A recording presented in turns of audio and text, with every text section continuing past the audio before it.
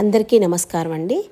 ఈరోజు పనగంటి తాళింపు ఎలా చేయాలో ఈ వీడియోలో చూద్దాము. పనగంటాకుని శుభ్రంగా కడిగి పెట్టుకోండి.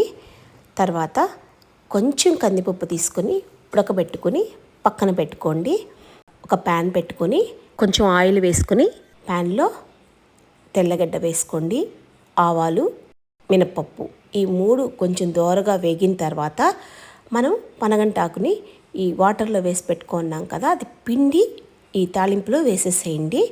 వేసిన తర్వాత పసుపు, ఉప్పు కూడా అందులో వేసేసేయండి. ఆకులో మెల్లిగా తిప్పి మూత పెట్టేసేయండి. అది మగ్గుతూ ఉంటుంది.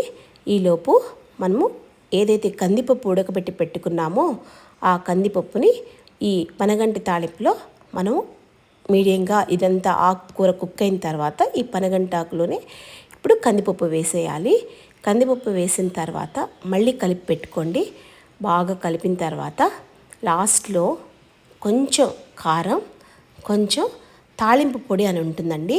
అది ఎలా చేయాలో నెక్స్ట్ వీడియోలో నేను మీకు పెడతాను.